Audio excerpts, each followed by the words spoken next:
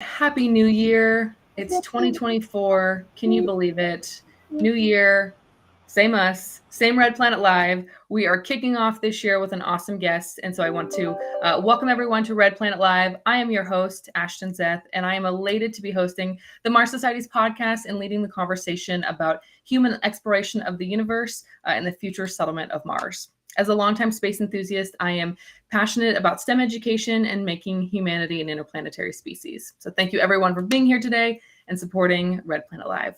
So like I said, we are kicking off January 2024 with an awesome guest. Dr. Graham Lau, also known as the cosmobiologist, serves as Director of Communications and Research Investigator at Blue Marble Space Institute of Space, as well as Director of Logistics for the Mars Society's University Rover Challenge, which is held annually at our Mars Desert Research Station in Utah.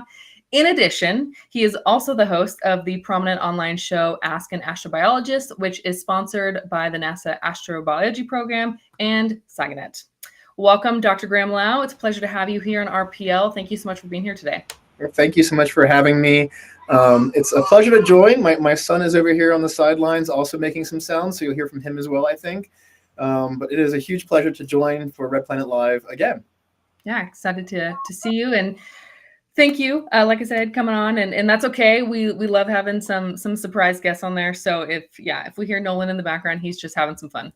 But before we kick off the conversation with Dr. Lau, I want to remind everyone that the Mars Society has launched its crowdfunding campaign for the Mars Technology Institute, also known as MTI.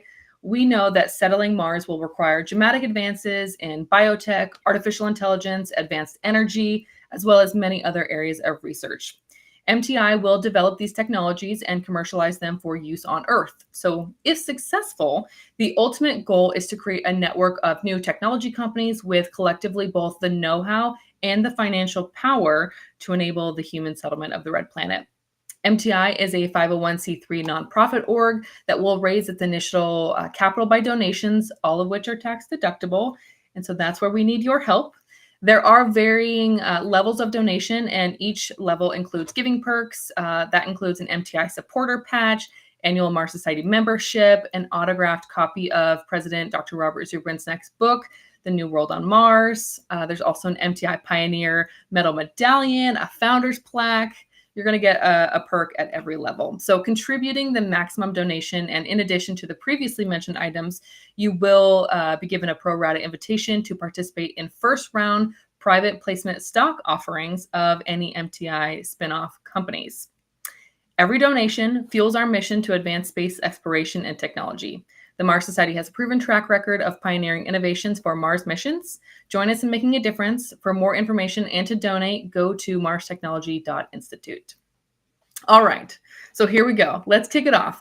As you know, we are going to start today's episode like every episode on RPL. I do a segment called Question of the Day. So this is just meant to be our icebreaker. It's fun, no right or wrong answer. I just want to hear your opinion. So today's question of the day is inspired by Dr. Lau, your Instagram.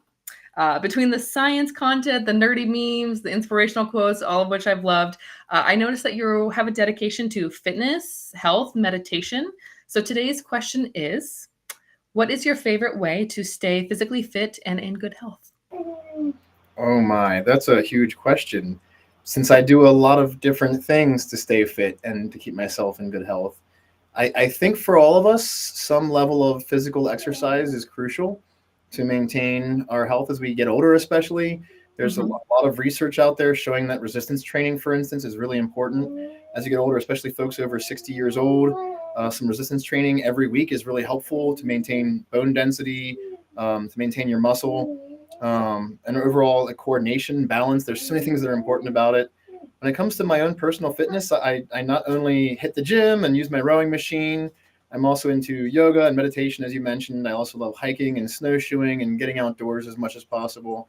I think really having some kind of well-rounded approach, no matter what people are doing for their own physical fitness, for their own physical being, is necessary. Having some way of training your mind, training your spirit, your essence, however you choose to view that. And having a way of training your body and pushing yourself a little bit sometimes as well, pushing up against some of your limits. You don't have to go out and run an ultra marathon and do a David Goggins and run 200 miles or go out and try to be the heaviest bench presser or deadlifter or anything on the planet. But I think it's important for us all to explore what our own bodies can and can't do, and to know how to safely push our own limits. All right. So a little bit of everything. I like that. And last time we talked, you had your jujitsu shirt on, and that was pretty fun as well. So I love that. Myself, I went very literal here. Spin. If I'm not weightlifting or strength training, I love going to a cycle studio. I love the community atmosphere, and really what it comes down to with the dark room, the lasers, the loud music, it's really just like an adult version of going to the club. So like exercise, have fun, good music at the same time. That's the way that I like to work out and try to stay fit. So I've seen lots of cool videos on like Instagram reels of like cycle bars and these people doing like their spin classes and dancing, and I haven't done it yet. Maybe I should. You should check it out. It's intense. I'll say that for sure. But yeah, I love the like community atmosphere, and you've got an instructor that's always pushing you. It's nice to do a mix of spin classes and then like traditional weightlifting, which is usually one-on-one, or maybe you've got a partner that's going to be spotting you. But it's nice to get a mix of the two, very solo versus class atmosphere. And like I said, it's loud, lots of good music, good energy. It's a good way to stress relief. So I recommend it. All right. Here we go. Reminder to everybody that's tuning in today, if you have a question, please submit those in the chat. I'll try to get to those throughout our conversation today, but want to utilize as much of our time together, and let's just dive right into some questions. I wanted to start when I was preparing for our conversation. I was watching some of your videos, and I checked out a recent episode of Ask an Astrobiologist. This one was particularly with Dr. Adam Frank, and the topic of the Drake equation came up. And I love that because my dad has a Drake equation tattoo on his arm. So that was fun to hear you guys talk about that. So for those that are unfamiliar, can you explain what the Drake equation is and why it's important to astrobiology? Yeah, absolutely. And having Adam on the show was really awesome. He's got a new book out called The Little Book of Aliens, and does a lot of really cool conceptual things in astrobiology. And really the Drake equation is one of the most important conceptual ideas so far from astrobiology, and one of the most impactful for our thinking about space exploration, how astrobiology impacts us now, the future of our species. The Drake equation was formulated by Frank Drake, the astronomer, and he was quite young when he created it. This is back in the 1960s. Drake just passed away a few years ago now. So over 60 years ago, Drake came up with this equation. And originally, he was actually, it was the syllabus or the outline of a conference he was planning at the then new, now it's many decades old, but the Green Bank Observatory in Virginia. And he had to create a meeting synopsis of what do we need to know right now to find out how many alien civilizations are out there who might be trying to communicate with us via radio. And that was the question. And so they brought in a bunch of thinkers from radio astronomy. A very young Carl Sagan joined the group. There were people involved in different realms of how we might understand if aliens exist and whether or not they can communicate. And so the equation, the output of the equation is this big capital N, the number of civilizations that can communicate right now. And the equation is really interesting because it's more of a thought experiment. It's not one that we can have any numbers for. So whenever you hear in the news, like every couple of years, it's announced like some astronomer has an exact number for the Drake equation. I remember a few years ago, there was this claim of 37 civilizations because they have some new numbers. Flat wrong. We cannot answer the Drake equation right now. We're not meant to right now. It's a guidepost. It's a thought experiment about what we do and don't know about alien life. And so the equation starts off with the rate of star formation in our galaxy at a given time. Something that we actually know quite well right now. We actually have a really good idea of roughly how many stars are forming in a given year right now in our galaxy. And then from that very large number, we start factoring that large number down with small factors. And so for all the stars out there, you consider how many stars have planets. Of those stars, how many of those planets have life? Of those, how many have developed intelligence, and of those, how many have communication? And you start kind of like whittling down from this very large number down to a number of civilizations out there that can communicate. And my favorite part of the Drake equation is the very end of it. It's called the L factor. That helps to take out that little per year unit. The L factor is the lifetime of a civilization. It's how old civilizations tend to be on average. The really cool thing about that, one, we have no idea what that number is. Right. We know that for us, it's 10,000 or so right now, and it might be even bigger if we're fortunate and we persist through a lot of the potential disasters we can foresee right now. Not just outside disasters like aliens invading and killing us, or a giant rock from space destroying our planet, or even like a major solar flare or something. But we also have other existential threats that we're creating for ourselves and how we've impacted our planet in the way that we've poised ourselves, specifically with nuclear weapons. So in 1960, in the early 1960s, it was very apparent around the world that we were very prepared to destroy ourselves through a nuclear war, specifically between the U.S. and the USSR back then. But we're still in that place now. We still have a large number of nuclear warheads around the planet that could obliterate our society tomorrow. And so the L factor is really important in the Drake equation. It helps us also frame our thinking of what alien civilizations might be like. Are they also facing bottlenecks? Do they also face this need to become multiplanetary and go out into their own star systems, into other star systems, and start populating other worlds to have some kind of fallback and some way of moving their civilization forward? And so the Drake equation is really important for our thinking, not only about what we do and don't know about alien life, but also what we don't really know right now about our own future. I like that. Speaking of things we don't know, possibilities for life, let's talk about Mars, the topic that everybody wants to talk about, and the reason that we are here.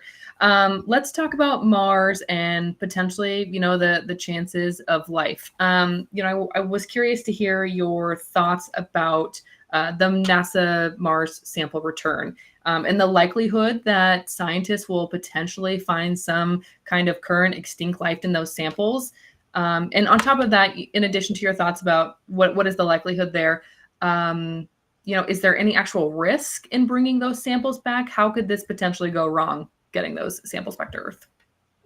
Yeah, lots of things to unpack there. Let's start off with Mars and the potential for life.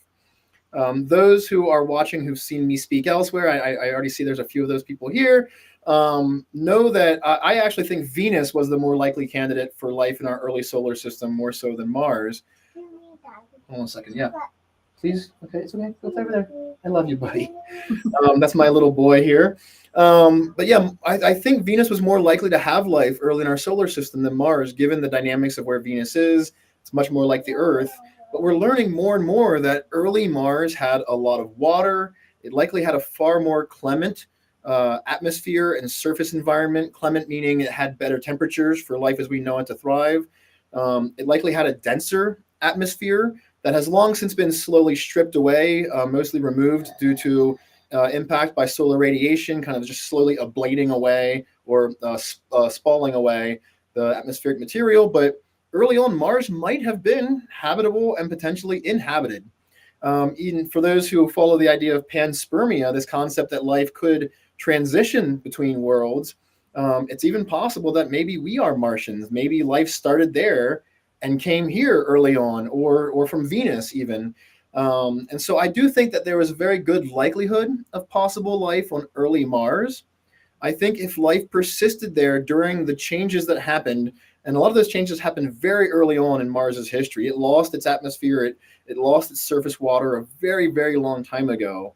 I think if life had been there, it most likely would have been forced to find what we call refugia, refuges, places where it could still thrive in that kind of environment. And so for me, I think the most hopeful place for finding signs of past or even maybe present life on Mars is rather deep in the subsurface.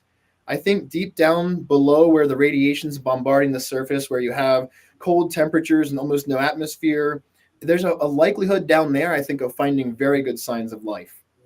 So that said, NASA's Mars Sample Return Program, those watching who are following what's going on in the space industry and space exploration, they might know that right now it's not looking likely that MSR, at least as it had been planned originally, is going to go forward. There's a lot of issues with funding, with getting congressional support to allow us to go pick up those samples. because the current idea of Mars sample return doesn't really fit like the overall scheme of let's go to Mars, get some samples, and bring them back. It fits a scheme where we've already sent a rover to Mars, Perseverance, with this capability of caching samples, and we've cached a large number of them already. And now the idea is to bring those samples back to Earth, which when that was first proposed, we knew, early on, we knew that it would require a large architecture to be developed to send another spacecraft that can go with some kind of rover or collector to collect those samples, launch them into orbit. And then there's this idea of building yet another, as of yet undeveloped spacecraft to go and collect those samples from orbit of Mars, bring them back to Earth, and then somehow, getting those samples down to the surface of Earth and getting to a very well-regulated, safe environment for opening the samples up and looking at them. Because then there's that last question of how safe is it to bring samples back from Mars. But when it comes to the Mars sample return architecture, it is a very large undertaking, and one that is maybe politically not very favored right now. And so we're not quite sure right now, I think, what the future of MSR is through NASA. But on the whole, I think it's really important for us to eventually bring some samples back from Mars to look not just for signs of life, but I'm also a geologist. My background's in geochemistry. And there's also just so much we can learn about Mars in general from samples that are returned. We can only do so much with our rovers. Our rovers, they're cutting edge robots that we send there with the top of the line, space ready instruments. But even those are still very limited in resolution and what we can really do with them. If we have a sample here on Earth, we can take it into a lab and we can dice it apart in many different ways and use a lot of different instruments to look at it at very high resolution. There's so much more we can do with samples that are returned from Mars to Earth. Okay. Yeah, we had talked a little bit about that and some of the other things that are, happening in the news that we've heard about with NASA. And so it's, the plan doesn't always go as it's planned. Things change, you have to adapt. Sounds like that is happening on a few different projects and missions within NASA. Obviously, we talked about, or have heard about the delay to Artemis, sending the next crew to the moon. That is what it is. Safety is always paramount. That's the priority. We want to get those astronauts there and have them come back. So, hey, if it takes a little bit longer, that is what it is for the moment. But you said that you think Venus may have been a better option. Maybe there was life there. So let's talk about Venus. I want to talk about Saturn as well. I had seen an article recently on space.com about speculation, possible biosignatures on the planet of Venus. Let's talk about that. Let's talk about research into the sulfuric acid clouds of Venus. Is that a potential home for life? What are your thoughts on this topic? Yeah, so firstly, Venus is not remotely close today to what it was like a long time ago. And the sad thing is we don't really fully know what Venus was like in the early solar system. Unlike Mars, we can look back at the history of Mars and see billions of years of Martian past in history and its geology, on surface features. We don't have that on Venus. Venus is very much Earth's twin planet. It's very similar in size, very similar in composition. It did not have the early moon forming event that we had here on the Earth that not only gave us our moon, but it's also part of why the Earth has such a high density. It also caused the formation of our inner core to be much larger. So Venus has a smaller inner core. It lost its magnetism, fairly early on because of that.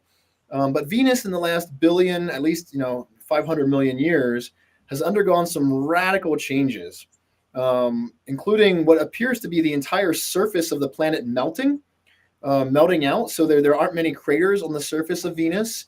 And part of the reasoning for that is that the surface at one point became practically like a big lava sphere that then solidified. And then the atmosphere itself underwent a rampant runaway greenhouse effect.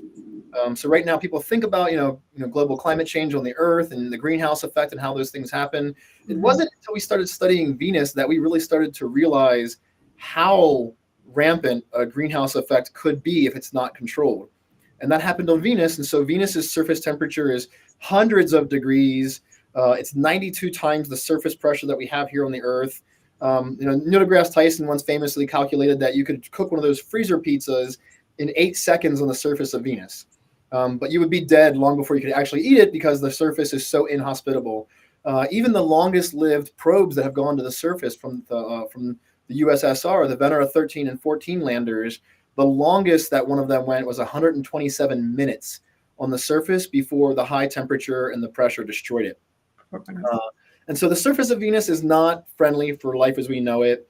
It might have been long ago. There's actually really great hypotheses with some data to suggest that maybe early Venus had plate tectonics, maybe it had oceans, maybe it was much more like the Earth is now. All of that said, there is a potential that there had been life on Venus, or life has gone to Venus, perhaps from Earth rocks. And if so, then maybe that life could have found itself a way to evolve and thrive in the atmosphere. This is actually a very old idea. People have been putting this forward for a long time. Carl Sagan famously wrote about the possibility for life in Venus's clouds. David Grinspoon, in his book On Venus Revealed, wrote about this possibility of a Venusian biosphere in the cloud layers of Venus. Roughly 51 kilometers above the surface of Venus is an area where the temperature and the pressure are almost the same as we have here on Earth at sea level. And so, perfect for life as we know it to thrive. And then a few years ago, a paper came out by Jane Greaves, an astronomer, and her colleagues, showing that they had data from two separate radio observatories here on the Earth. They had radio data of looking at Venus in radio waves, and they had data showing the potential for the existence of a molecule called phosphine. Phosphine is very similar. Maybe folks can think about methane. Methane is a carbon atom with 4 hydrogen atoms bound to it. Phosphine is fairly similar in how it looks. It has a phosphorus in the middle with 3 hydrogens that are bound to it. That phosphine molecule is really interesting to be present in the atmosphere of Venus. On Earth, we don't find phosphine anywhere naturally without the presence of life. So we can form phosphine in the lab easily, abiotically, without life. But anywhere we find phosphine on Earth in the environment, it's been formed by life. Famously in penguin poop, and penguin guano is the place where it's most concentrated. We find it in bogs and swamps, areas where microbes are decaying organic matter. They can form phosphine through a metabolic pathway. And so the hypothesis from Jane Greaves and colleagues was maybe this phosphine is a biosignature. Maybe it's a sign of life. Members of that team had actually already proposed looking for phosphine as a biosignature on exoplanets, worlds around other stars. So maybe they thought this could be possible. However, the scientific community was very quick to enter the debate and to share other information. For instance, we know that phosphine exists in the atmospheres of Saturn and Jupiter. And we know it forms abiotically there. We have very good chemical models for how it can form without the presence of life in some systems, but not in Venus. Others have pointed out that maybe it's coming from subsurface volcanism. So volcanoes bringing up some material from the subsurface on Venus could be bringing phosphorus into the cloud layer, and that could be driving the development of phosphine. There's other potentials too, that maybe the phosphine really isn't there. Some have proposed that maybe what they're seeing and they are interpreting as phosphine in their data is actually some of the sulfur dioxide that's in the atmosphere of Venus. And so it's a very interesting finding, and it's one that deserves a lot more interrogation and interpretation. But it's also one that I think really finally might get us some support for getting more missions back to Venus. Even though I love Mars, I think everyone watching, the Mars Society show probably loves Mars. There are also other worlds to explore, and we honestly have not done that much exploration of Venus by spacecraft. And so, if anything, this phosphine finding should make us want to go back and really study that atmosphere more, and maybe even look directly for the phosphine from orbit, see if it's there, and maybe look for signs of life from orbit. That's incredible. I didn't know that. I'm now intrigued. Okay, so Venus, I would say we need to put some more effort there, and I will forever think of penguin poop differently now. But you mentioned Saturn, so let's focus on Saturn. What's the latest news about Saturn's moon Enceladus and the chances of life in the subterranean ocean? And is NASA still planning an exploratory mission to Enceladus? Is that still happening? Yeah. So yes, that should be happening. So there's this survey that's done by the National Academies of Science, Engineering, Mathematics, NASEM. They do these surveys of various groups of scientists, various communities of scientists. They call them decadal surveys. Basically, every decade, asking researchers from across a community who do a bunch of different work, of what things do we want to see within our field of research that are funded by government taxpayer dollars. And so we had one recently on planetary science and astrobiology for the coming decade ahead. And one of the big things that was proposed was having a mission that would go to Enceladus, an Orbi lander. So an Orbi lander is a mixture of an orbiter and a lander together. So doing an orbital mission that goes around Enceladus, also a lander to go down and land on Enceladus as well. Enceladus is very intriguing. It is a very small moon. And so a lot of folks, like, they think about moons like Titan, Ganymede, Europa, our moon. Those are really big moons. Enceladus is more similar to the size of most of the moons of our solar system, rather small. And yet, when we first got to the Saturnian system with the Cassini mission, we learned right away there was these plumes of liquid water that were actually water vapor that were coming out of the southern hemisphere of Enceladus, erupting from these regions we call the Tiger Stripes. And blowing out into this region around Saturn, actually making Saturn's E-ring. So Enceladus makes the E-ring around Saturn. It's mostly composed of water vapor and dust, like, kind of coagulating together and forming this large ring. We can't see that ring with our own eyes in visible images, but we see it with infrared and some other imagery. But Enceladus, as we learned through Cassini data over time, one, we learned that it has a subsurface ocean. That subsurface ocean is likely global in extent, so it's not just a small pocket that's coming out through the Tiger Stripes. It's likely under the icy shell of the entire moon is this subsurface ocean. We also have some data that has led to some very good speculation that there could be hydrothermal activity inside of that ocean. So on Earth's seafloor, we have hydrothermal vent systems where seawater goes down into the oceanic crust. It gets warmed up by the mantle down below and comes back out and makes hydrothermal vents. We have some data to suggest that might be happening inside of Enceladus as well. But then Enceladus, like, if there is potential for life in that ocean, again, it's a very small moon, and so that does give us some reason to think maybe there couldn't be life. Maybe that the length of time of this venting of water is only limited to some small fraction, because there might not be enough time for that whole ocean to be blowing out like that. But say there is potential for life there, then we have what could be the best way to find life in our solar system, blowing those signs of possible life out into orbit of this world. So it's a really interesting world for us to study and to send more missions to. Morgan Cable, a researcher at NASA's JPL, specifically, and also a very good friend of mine, has developed this really cool robot design called EELS, or Exobiology Extant Life Surveyor, to use this long snake-like or eel-like robot that could, like, climb down inside the Tiger Stripes to let us really sample the material coming out of them. So I'm pretty excited for that possibility if that gets funded and sent to Enceladus. But the future is always going to be grand, and there's a lot of possibility for what we could learn from that moon. Even if there's not life there still are great reasons to send robots that can get down in the cracks and look for other things there too. There's still so much for us to learn about that moon because of that water coming out. Yeah, absolutely. Yeah, that's you're right. There's a lot to learn there, and we have some great questions. I've got a couple other questions about your experience with University Rover Challenge, but we've got great audience questions about these samples, about finding life. So I want to do those now since we're on this topic. I see we have a question from the Astrobiology Academy, which is, I think this is the Mars sample return related. It says, if these samples wouldn't be contaminated by our Earth's life showing false positives, it would be a great risk to bring them back. What about a lab on Mars to analyze them? Very cool idea. I'm a proponent.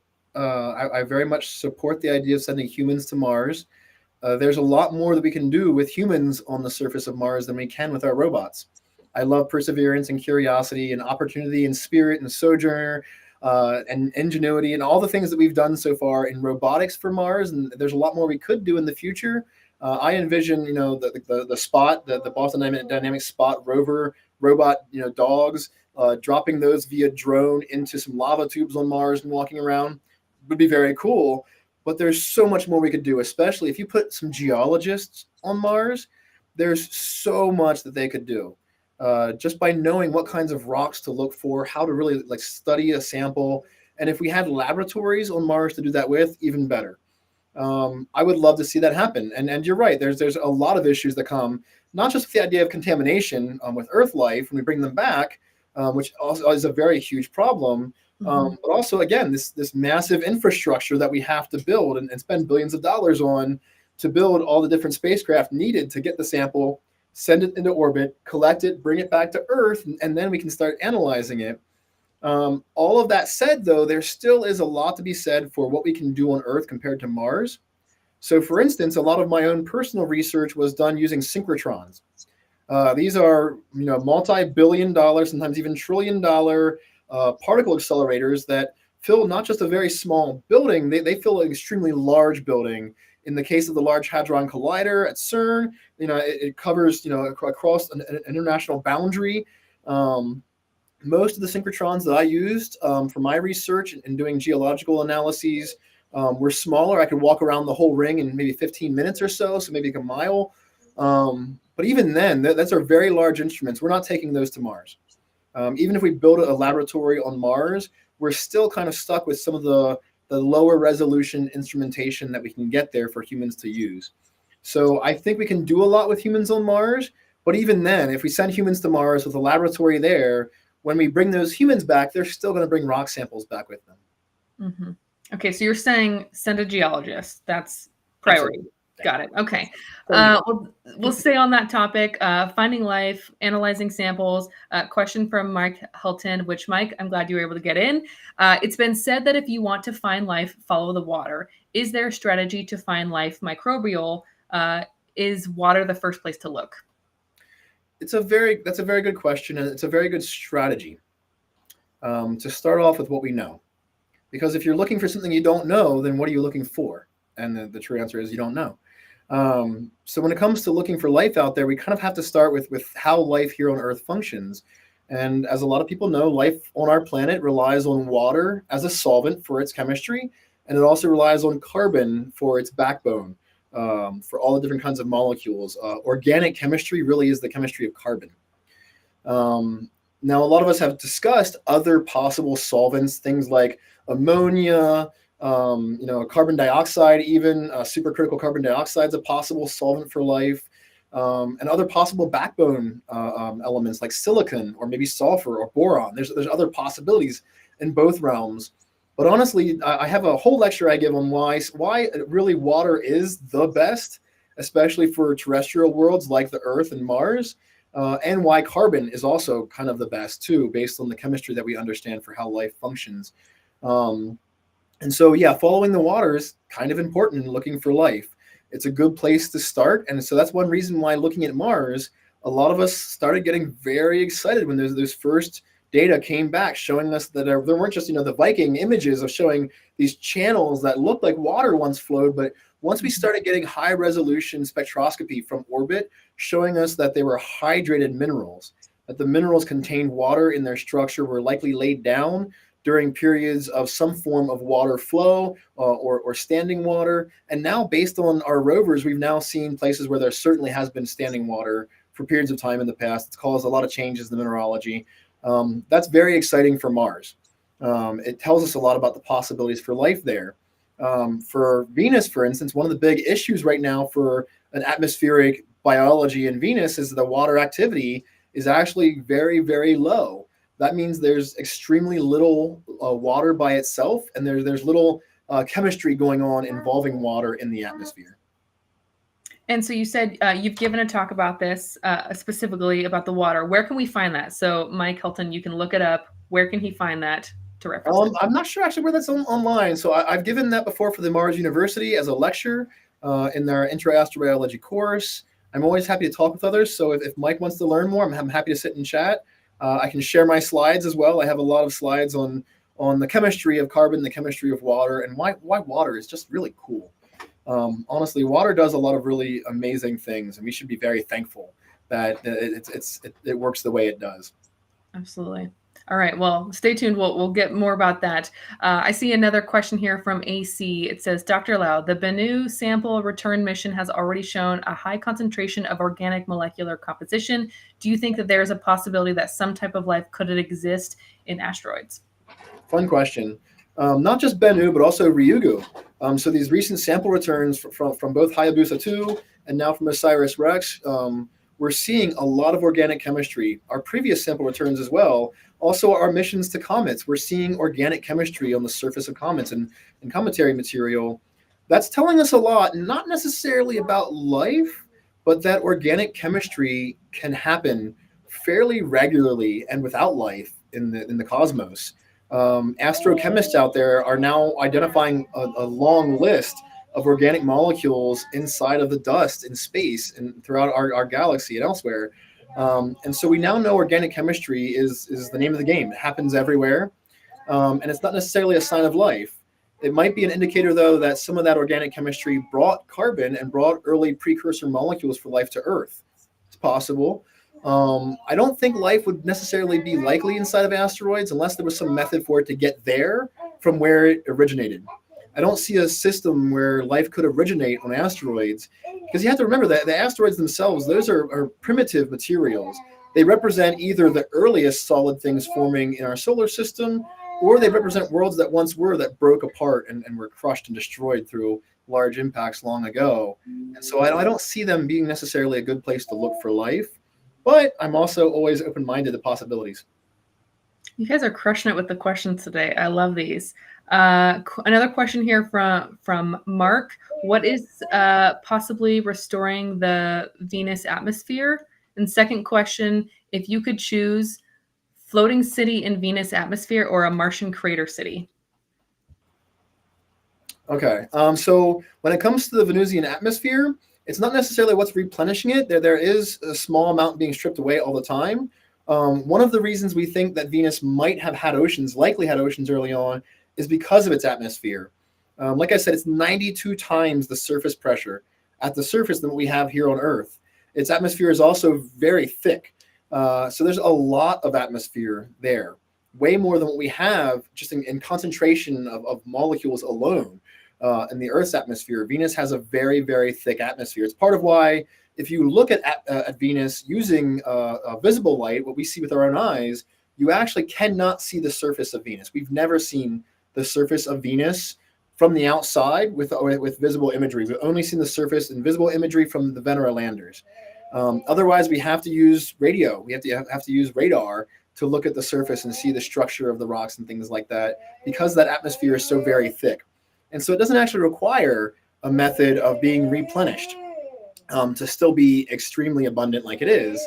That said, we do know that there has been recent volcanism on Venus. Some recent data actually just came out showing that the Magellan spacecraft had found signs of volcanism happening in the Venusian atmosphere, replenishing it, throwing some stuff up there. So there's a lot to learn there. And I apologize, my child is having a blast over here in my office. So we get it. The second question was, if you could choose, sorry, I didn't realize it was two questions. Yeah, second one, if you could choose floating city in Venus atmosphere or Mars crater city.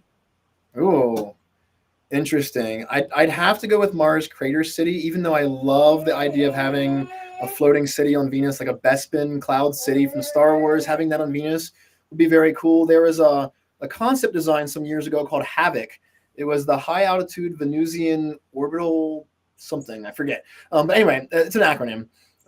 It was a very cool idea, though, of having spacecraft that could kind of land in the atmosphere, connect to these floating platforms, have astronauts do work, and then take back off again. It's very cool, and I would love to see it happen. It's just not where we are right now technologically, and it would be a very massive undertaking. And even then, I don't see as much of a science reward from sending humans to the atmosphere of Venus outside of the sheer beauty of exploration. Venus is a place where I can see us doing a lot more with robots, whereas Mars is a place where we know we can send humans now. We know that we could set up, a very beautiful city on the surface of Mars. We could start doing a lot of really cool research. There's so much we could do with humans on Mars, so I have to go for Mars. And not just a crater. I love the idea of using a lava tube as well, because then you have a structure underground. So when lava flows underground, it can leave behind these long tubes, these long pockets of open space, and we know they exist on Mars. We have imagery from orbit looking down. We see openings into the roofs of some of these lava tubes that have collapsed in or have openings. And so we know there are openings where we could actually put human bases inside of some of these lava tubes. That would save us from having to build the structure out around and protect ourselves from radiation. It's already there as a cave. So I think it'd be pretty cool if we could do that. I agree with you on that one. I'm going to take your word for it. We've talked about Mars, Saturn, Venus, Enceladus. We've gone all over the place. So let's focus on Graham. So as I mentioned in the introduction, you also serve as the Director of Logistics for the Mars Society's University Rover Challenge. How did you get involved in the Student Challenge? And what has been your experience in helping manage? Yeah, so I started in 2012, I want to say now. It's been some years. A good friend of mine, Ryan Kobrick, who currently works for Blue Origin, but previously has been an analog astronaut. He was one of the first to go to FMars, run by the Mars Society up in the Arctic. That's the Flashline Mars Arctic Research Station. He was on several missions at MDRS, the Mars Desert Research Station. He and I were both in graduate school at the University of Colorado in Boulder, here in Colorado. And we were invited by the director of the URC, Kevin Sloan, to go out and help volunteer to staff this event.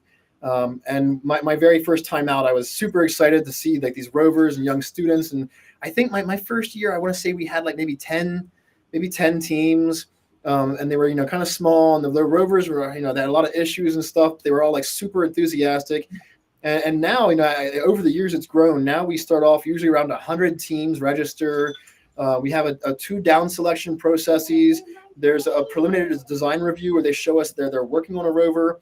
Then we have a systems acceptance review that is really a full scale engineering review for them to show us that their systems are ready to go, the rover is ready to go, they have the funding, the testing, the team is ready to go.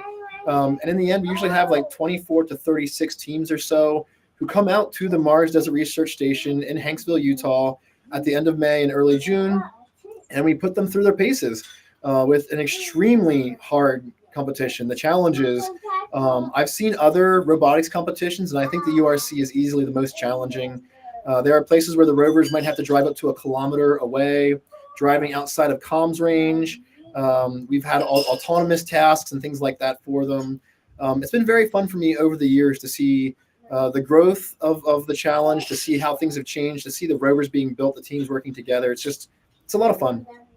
Yeah, absolutely. I got to interview a group in 2023 that had been at URC and showcased their rover. It was really cool to talk to them and hear about their experience and how they were so excited about it. I do have a standing invitation from Kevin to come out, so maybe we'll make it out this year.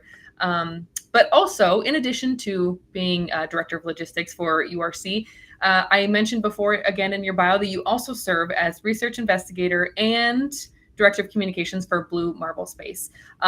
Tell us, what is Blue Marble? What is its mission, its purpose, and how do you support those endeavors? Sure. Blue Marble Space was founded in 2009 by my colleague and the CEO of our organization, Sanjoy Sam, initially as his vision that astronauts, when they go to space, shouldn't be carrying just a flag of the Earth, of America or of Russia or China. It should be a flag of the Earth, a flag that represents all of us together in space.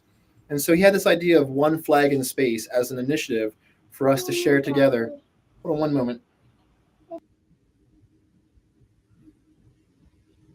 Nolan wants to say hi. Yeah, my son does love talking, just as much as I do, apparently. But yeah, so from Blue Marble Space was born this idea of having a nonprofit organization focused on this vision of the Earth in space, of our oneness, togetherness in space.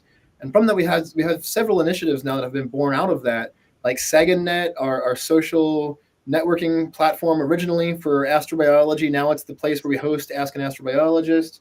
We had Green Space, our microgreen growing farm in Pennsylvania. SciWorthy, where we write about current science research going on.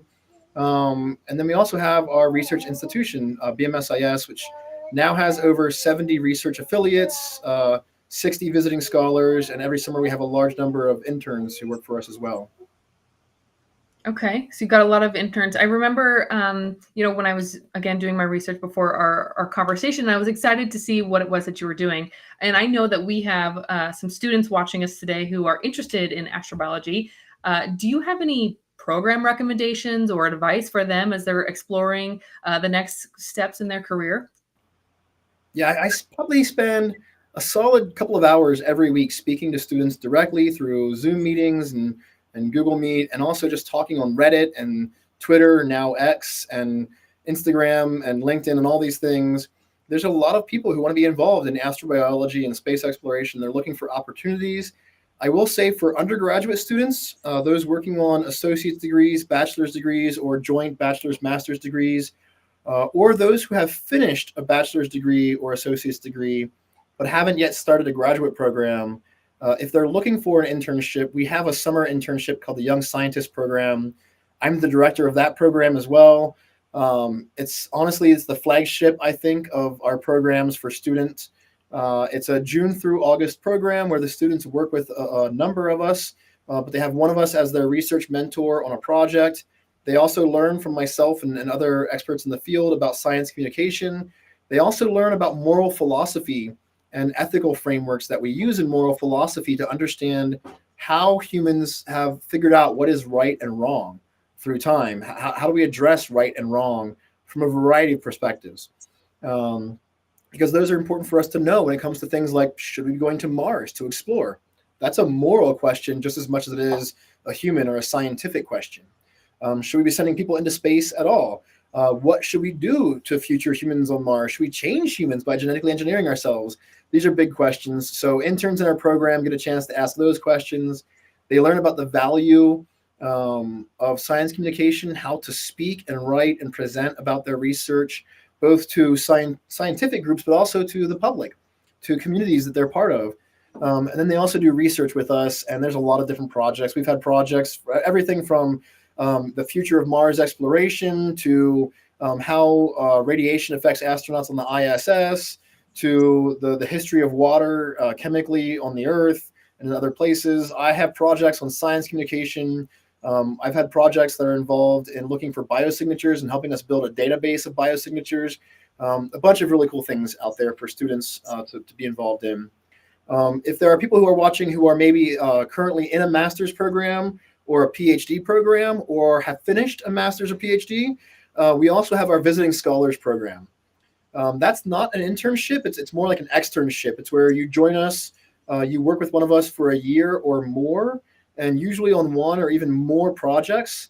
And so through those projects, then you can kind of develop your own expertise and you can get involved in publishing, presenting at conferences and stuff with us.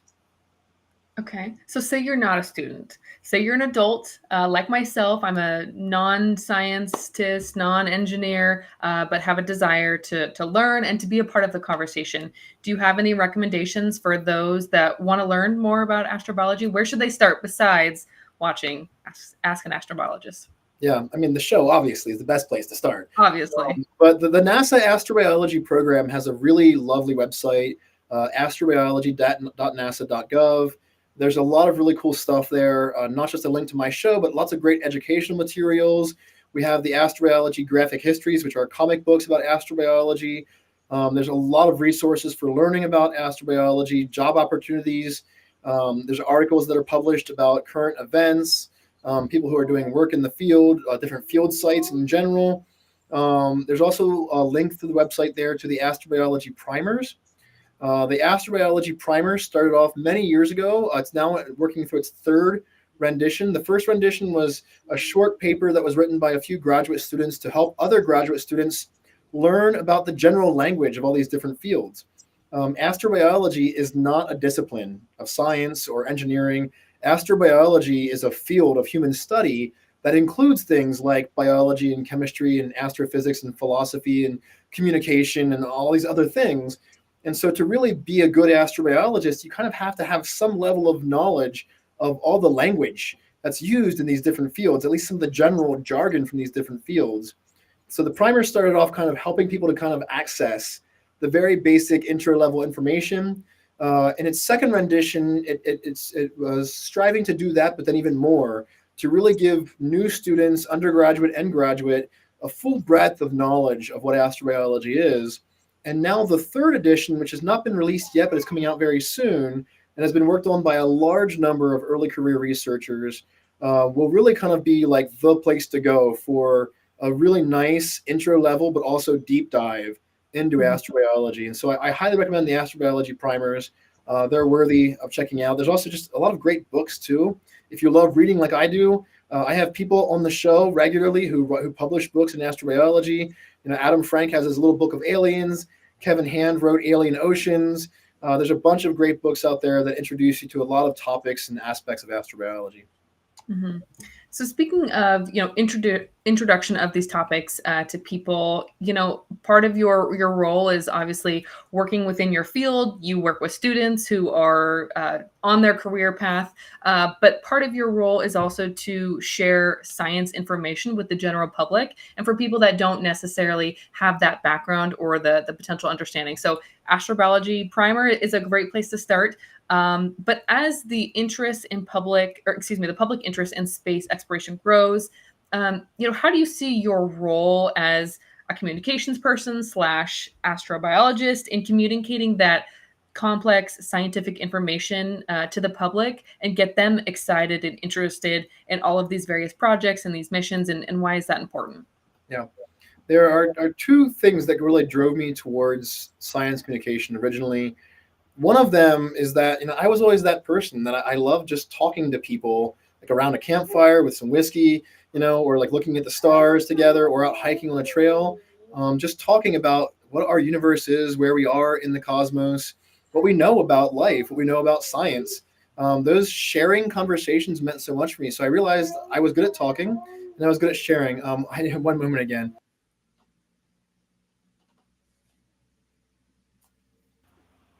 You have to love little ones. And so the other side of science communication for me was really trying to make sure we get things right. There is so much misinformation and disinformation out there. There's not just people not knowing things. There are people who stand to benefit from others not knowing things and blatantly not knowing things.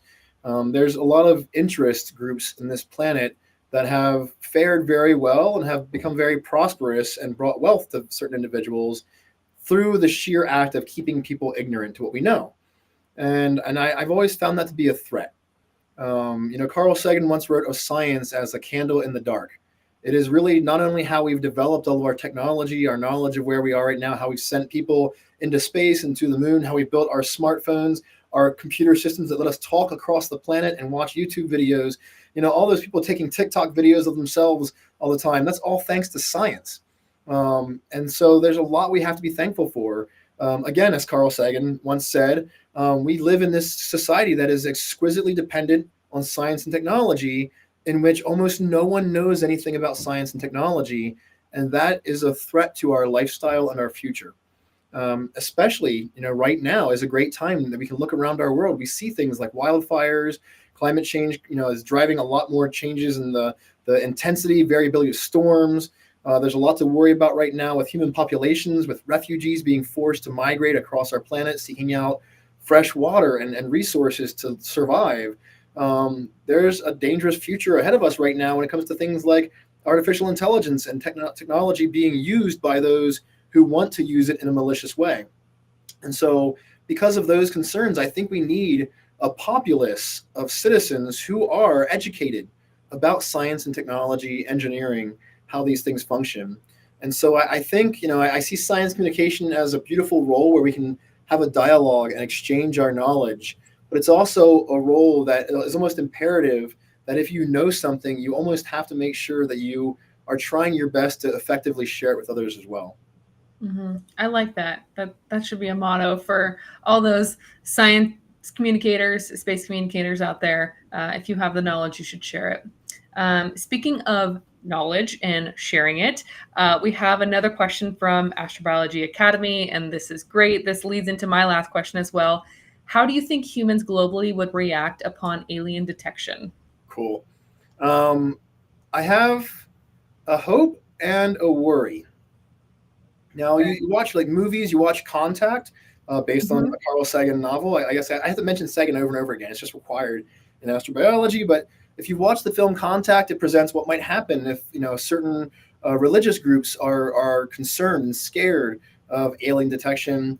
You watch other films and TV shows, and like people are screaming and running for their lives. And Hitchhiker's Guide to the Galaxy, the Vogons show up and they're going to destroy the planet, and people are running and screaming. I don't know if that's going to happen. And so here's my concern.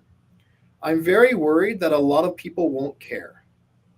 I'm very concerned that we might even have a really significant detection, an actual signal with alien life or something like that, and people just won't pay attention.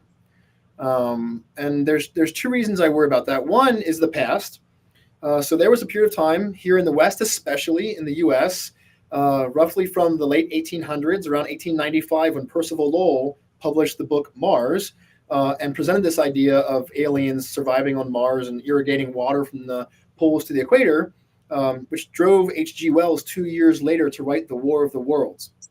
From roughly that time period in the UK, here in the US, a lot of people just assumed there were aliens out there. It was a well-known fact. There are aliens on Mars. There's life on Mars. Venus has aliens.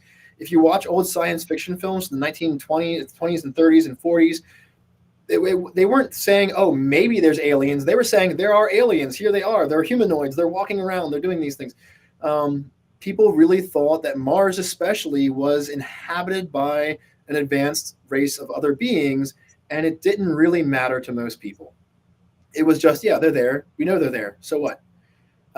People were kind of blasé about this idea that there was life on Mars. And it wasn't until the Mariner spacecraft that we learned that Mars's surface looks rather barren. And then with the Viking spacecraft, we found out it doesn't look like there's any advanced civilizations there at all. And so my concern is that people won't care because it'll seem like, oh, we know that. So what? We have to go to work. We have to go do these other things. We also see right now in our 24-hour news cycle, we are being just bombarded, overwhelmed constantly by news, by this feeling we have to update our feeds and Twitter and Instagram and Facebook. We have to get the new thing, the fresh thing every day. And it's interesting because if you start asking people about news topics that happened not only like a year or two ago or a few months ago, even a few weeks ago, if you start bringing up news topics from a few weeks ago, most people have already forgotten what happened. We are being overwhelmed by this drive to have new information to the point that we're not even paying attention to other things in recency, let alone great writings of history and our knowledge of the past and what we could look for in our possible futures. And so I'm worried about that. I'm worried that people just won't care and that it'll fall away from the 24-hour news cycle, and then people will just go about their days and it'll be nothing. However, I also have a hope. My hope is that a detection could also drive us to finally want to unify and identify ourselves not as Americans, not as Russians, Chinese, not as Koreans, but as humans, Earthlings from the planet Earth together. We're in this thing together, and there is someone else out there. If we could come as far as to have that realization, it would be pretty huge for what we could do for our future, for everyone. We could certainly still have our individual cultures, our individual nations, our own ideals about what's right and wrong and things like that, but it would give us some kind of identity as a planet. And I think we really, really need that now more than ever if we're going to start actually fixing some of these problems that we've created for ourselves. I like your perspective on that. I think that resonates with a lot of people. Yeah, there is some worry that people just won't care, won't react. You see it in movies, you see it on TV, you see it on Instagram, TikTok, whatever. Just be like, okay, yeah, well, not too surprising there. So yeah, we have to cling to that hope a little bit. And I think that will be a good segue to our last question, because we're just about at time. This is from Marash. The question is, are we alone? What do you think? Yeah, those who heard me speak on this before know that I love to point out that scientifically, logically, we have to admit that we could be alone. Based on our current knowledge, based on our current evidence, there is some probability right now that is non-zero that we are alone. And that idea is terrifying, but also it could be important. If we are alone, then we really, I think, have an imperative to go to Mars now and to go out there into the solar system, the galaxy, the universe, and start spreading life, if anything. But if you start looking just at the sheer, look at our galaxy alone, the sheer number of stars that we know to exist, something in the 100 billion, maybe even 400 billion realm. We now know that most stars have more than one planet. based on current data. And I personally think we're actually underestimating that by a lot. I would guess that most stars have on average 10 or 100 planets or more. Like it's probably a very large number. And so when we start looking at those numbers, that means there could be 1 trillion or more planets in our galaxy. There's so many possible worlds. And then if you start thinking about, what does life need? If it needs just an Earth-like environment, certainly there are going to be other Earth-like worlds out there. Certainly we're going to find other worlds that have oceans and have plate tectonics. So what other things might life need? There might be a likelihood that life is common amongst some very small fraction of worlds. But given the number of worlds, that means it's a lot of worlds that could have life. And so the optimist in me, the human in me, feels like we can't be alone, that there must be someone else or something else out there. And part of what's driven me to astrobiology in my life is my love of science fiction, of nerding out over this possibility that maybe there is something else. And if it is out there, what is it like? And what will it do to us when we find it? I'm going to have to resonate with you on that one as well. Yes, that we have to have hope that there is. I mean, there's always the chance that we are alone, but hanging on to that hope that there might be. And if there isn't, are we going to be the ones that become interplanetary and spread that life throughout the universe? I think that is a good place to stop. That gives everybody something to think about as we wrap things up. Want to say just thank you so much, Dr. Graham, for being here today. It's been a pleasure chatting with you. I know that we had a lot of good questions from the audience, so thank you for tackling all of those like a champ. Appreciate your time and being here with us today. Thank you. I appreciate it. Thank you, everybody, for tuning in. You guys crushed it with the questions today. As a reminder, after today's live broadcast, everything will be posted online. So check it out on Spotify, YouTube, Apple Podcasts, Amazon Music, all the places that you get your podcast. We will be streaming there. So let's wrap up today. Thank you so much for being here, everybody. As you have heard me say for the last year, the best is yet to come. Bye, everybody.